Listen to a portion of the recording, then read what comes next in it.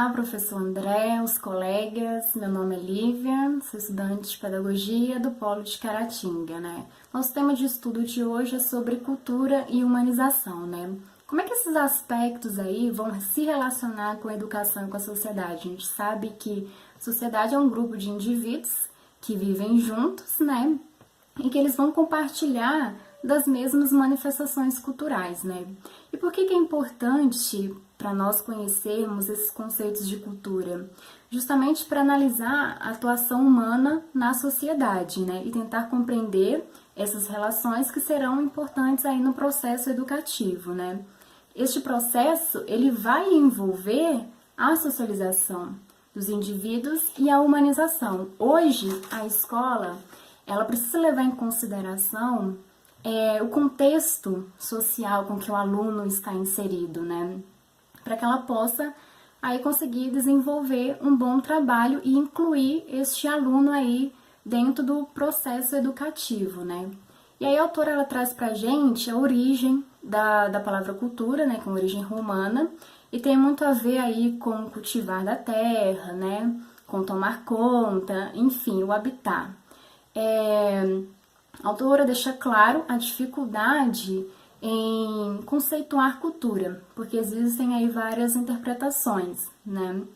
Mas ela conceitua sobre dois aspectos diferentes. Um, segundo o sentido antropológico, né, que diz que todos nós somos seres culturais, e o segundo um pouco mais restrito no sentido intelectual, né? Esse sentido intelectual aí vai interessar alguns e desinteressar outros. Claro que a gente tem que levar em consideração, né, que ainda devido às desigualdades existentes, alguns não terão aí acesso a essas culturas, né?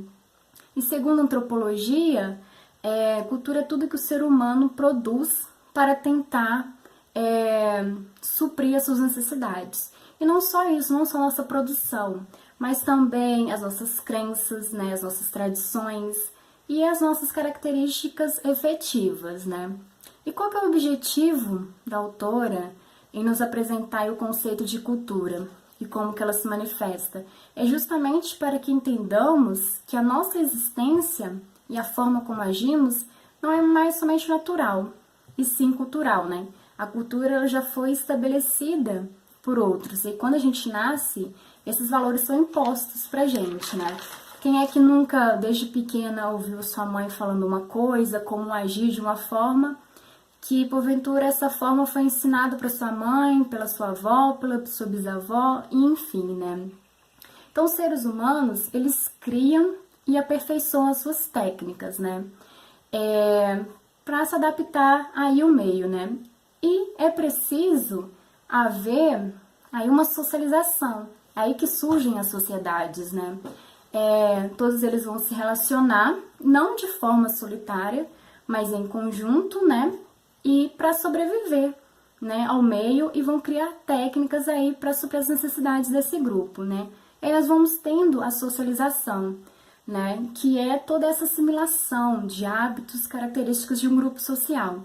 Então, se eu quero ou ser aceita em um grupo, me adaptar em um grupo, eu acabo tendo que assimilar todas essas características daquele grupo, né? E quando você vive em um grupo, você acaba criando aqueles hábitos. Assim, a exemplo aí que a autora trouxe dessas meninas lobos, né? Então, a sociedade, ela não é estática, ela muda, né? Só que essas mudanças, elas variam na sociedade. Em alguns pontos você vai ter uma mudança, um processo mais intenso, e outro não tão intenso, né? E a globalização, ela também propicia muito isso, né? Hoje você tem hábitos culturais, alimentos, né?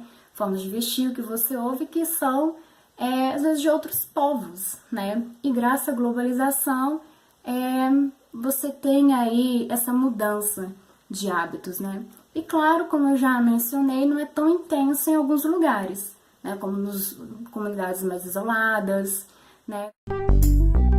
André e colegas, meu nome é Leiliane, curso Pedagogia na Universidade Federal de Ouro Preto, e hoje falaremos sobre o sentido restrito de cultura. Anteriormente, a nossa colega Lívia falou sobre o conceito antropológico de cultura, que já abrange todas as manifestações culturais.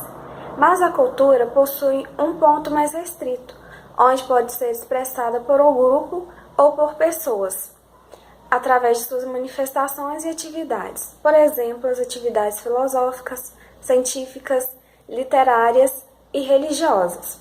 E esses grupos podem ocupar alguma posição cultural. Por exemplo, o filósofo se expressa culturalmente, o cientista, o artista e também o escritor.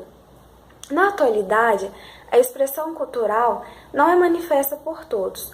Não é todos que podem se expressar. Aqueles que fazem um trabalho braçal não são considerados como aquele que tem cultura e muitas vezes se expressam de forma massificada. A cultura é vista em duas perspectivas. Segundo o professor Luiz Milanese, ele ressalta que existe a perspectiva de ter e ser.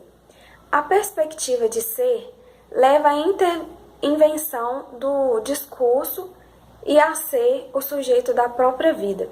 Já a perspectiva de ter permite a alimentação contínua desse processo, através da posse possível de todos os registros de discurso dos homens de todos os tempos. Entretanto, a qualificação de alguém culto não vem somente do saber falar sobre algo ou conhecer algum termo técnico. Ele precisa realmente expressar suas manifestações artísticas, sendo necessário saber e conhecer aquilo que eles dizem ter propriedade, sabendo interpretar a importância da sua obra para a construção do mundo humano e analisar o significado dos valores propostos. Olá, professor André, colegas. Meu nome é Bruna, sou do Polo de Caratinga e venho trazer um pouquinho para vocês sobre pluralidade cultural, cultura, direitos humanos e globalização, dando sequência aí no nosso tema, cultura e humanização. De acordo com as ideias sustentadas pela autora Maria Lúcia de Arruda, podemos observar inúmeras situações culturais que são provocadas pelos indivíduos ou pelos grupos no qual fazem parte, seja esse grupo econômico, religioso, social ou familiar. Essas diversidades culturais são importantes para o nosso enriquecimento cultural e nos permite conhecer, outras culturas, outros valores, outros costumes. A xenofobia ela é muito presente ainda, no nosso meio, principalmente na Europa, onde ainda há muita resistência de certos indivíduos em aceitar esse diferente e essas novas culturas.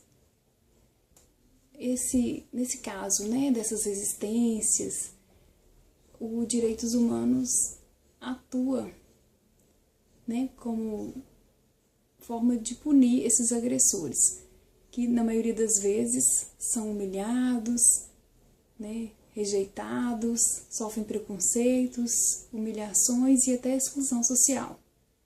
No caso, a gente tem um caso muito comum, na atualidade, que é os refugiados, que a gente vê eles pedindo abrigo em vários países e essa resistência de certos países em dar esse abrigo para eles, justamente por essa resistência, em aceitar essas diversidades.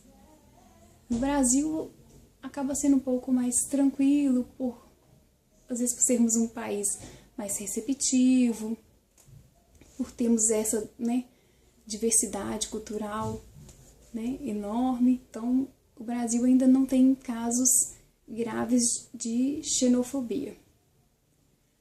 A globalização ela está muito presente na contemporaneidade, principalmente devido às novas tecnologias, o que abre mais as portas ainda para esse sistema global.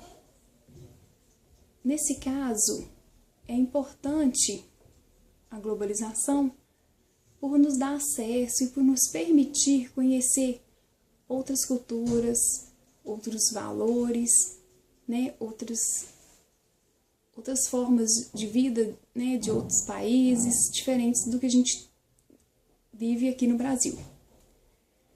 A globalização é importante e muito rica para o nosso crescimento. Só que é bom ficarmos atentos, porque junto com tanta coisa boa, também vem o terrorismo e o tráfico internacional de drogas. É importante a gente saber, né, conhecer e aceitar essas novas culturas, respeitá-las acima de tudo, mas principalmente, né, guardar as nossas origens, preservar nossas culturas, nosso jeito de ser, nossos costumes, as nossas tradições, isso que é importante, né? Olá, professor André, colegas. Meu nome é Abdilaine, eu sou do Polo de Caratinga. Eu vou falar sobre os diversos tipos de cultura, que são elas a cultura erudita, a cultura popular, a cultura em massa e a cultura popular individualizada. Então, a cultura erudita, também conhecida como a cultura de elite, é a produção elaborada. Suas produções são obras-primas, descobertas científicas, grandes obras literárias e artísticas, entre outros. A cultura popular tem um conceito mais complexo. Em geral, consiste na cultura produzida por grupos de pessoas de determinada região. Suas manifestações são como a dança, a música, folclore e arte. Já a cultura de massa é o resultado dos meios de comunicação e mídia, que visa o passatempo e o consumo. A cultura de massa é um produto padronizado e pré-definido para o consumo imediato. Por fim, a cultura popular individualizada, caracterizada pelos escritores, compositores, artistas, cineastas, entre outros.